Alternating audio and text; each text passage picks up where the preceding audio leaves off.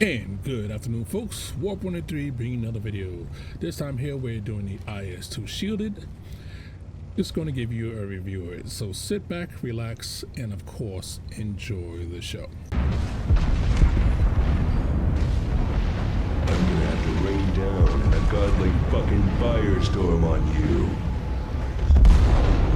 Alright, the IS2 shielded. Now basically you have three tier 7s of the Russian heavies.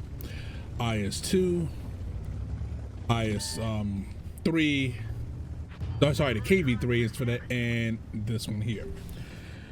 And of course you're trying to figure out which one, if you had to do it, is better.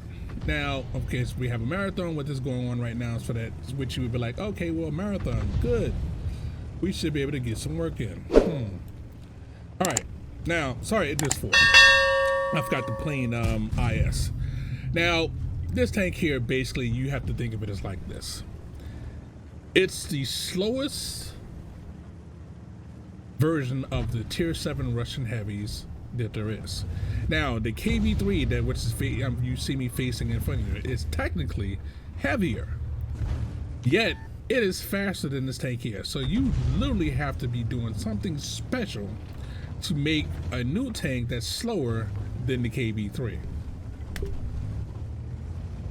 That's the face palm number one. All right, so DPM wise, all three of these tanks have basically the same DPM at 1,900. Well, actually, I might as well say 2,000. Penetration is the same with all three of the Russian tanks, so you're not getting any advantage there. Now, you do have a slight, the shielded does have a slightly better, it's slightly better when you want to try to snapshot and everything else of that, because its gun values are slightly better than all the other three. So that's a plus. That's something that you would want to look into. It's like, okay, well, it's slightly better. And of course, it makes credits. So that's another plus for it. But you see, the shield is supposed to stand for basically less HE damage and everything else of that. Take note. The AC damage basically hit me on the roof line, where the shielded part is, and guess what's happening? Or it's actually hitting where the tracks is. So it does you really no good. You have 5mm of spaced armor that's supposed to help you if someone's shooting HE at you, but again, for Artie's sake, since it's splashing right next to you and not hitting you directly, it does absolutely nothing. So that really doesn't make any difference when it comes to that. All right. So you're like, well, what else? All right, excuse me. Now, as you can see, the aim time takes forever, just like any other IS for tier 7. So Bloom, yeah, it's super big, and Russia, it doesn't really make a difference, but again, Bloom time is going to take forever in a day. Hull health, well, okay, it's the same as all the other except for the kv3. The kv3 is more heavily armored, of course, and everything else of that. So basically you're trading, if you're doing it for the mission and everything else, so that you have to ask yourself, is it really worth it? Your view range, again, versus the IS2 and IS, is actually 10 meters worse. So basically, this is a copy of an IS or IS2, but slightly worse.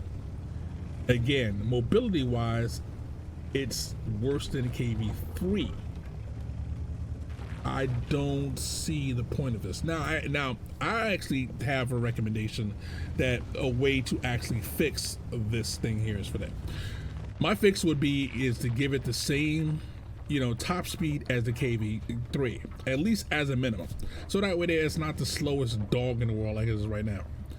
And the other thing I would do is so that I would actually tweak the credit values, that instead of going for 1,000, it's actually 1,125, I would actually lower it down to like either 900 or 800 cost per shell to make it at least a better value and everything else to that.